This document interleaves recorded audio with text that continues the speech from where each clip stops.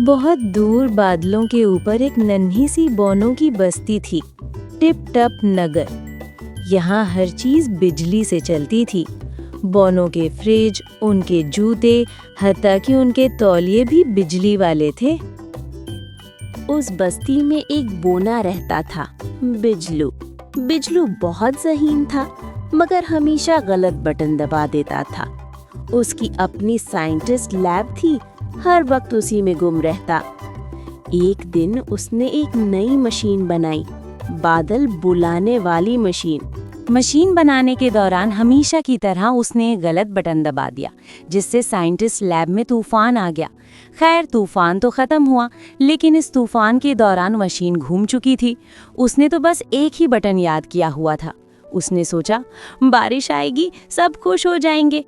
लेकिन जैसे ही उसने बटन दबाया, मशीन से आवाज आई, टोर्नेडो मोड ऑन। फिर क्या था, पूरा टप टप नगर उड़ने लगा।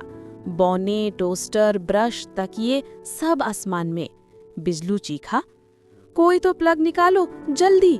सबने कोशिश की प्लग के करीब पहुंचने की, लेकिन कोई पहुंच ही नहीं सक रहा था। सबने मिलकर एक दूसरे का हाथ पकड़ा और मशीन के करीब आहिस्ता से गए और प्लग निकाल दिया। सब चीजें नीचे गिरी, धप धप धप।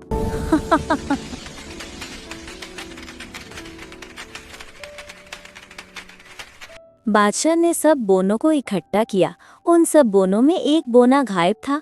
सारे परेशान हो गए और इधर उधर उस बोने को ढूंढने लगे कि तभी एक बोने को एक सुराख नजर आया। बादलों में एक सुराख नजर आया, जिससे नीचे की जमीन नजर आ रही थी। सारे बोने हैरान रह गए, ये क्या है? सारे बोने उस सुराख के इर्द गिर्द इकट्ठे हो गए। बादशाह ने सब बोनों को बिठाया और ये फैसला पाया कि एक एक करके सब बोने उस सुराख में से नीचे जाएंगे। सबको यकीन था कि जो बोना गुम हुआ था वो इसी सुराख से नीचे गिर गया होगा। एक एक करके सब बोने नीचे उतरे। इधर ये छोटा बोना एक बड़े से जूते में जा गिरा। वो बहुत परेशान था और बाहर निकलने की कोशिश कर रहा था। बोने एक एक करके कूदे और उस बोने के ऊपर जा गिरे। सारे जूते से बाहर निकले और ये देखकर हैरान थे कि ये कितनी बड़ी बड़ी चीजें हैं और कितनी बड़ी दुनिया है। ये सारे एक बड़े से घर में जा पहुंचे। ये एक जगह पहुंचे जहां बहुत सारी खाने की चीजें थीं। ये सब बहुत हैरान थे, इतनी बड़ी और इतनी लजीज चीजें। फिर इन्होंने एक चम्मच देखा जो बहुत बड़ा था।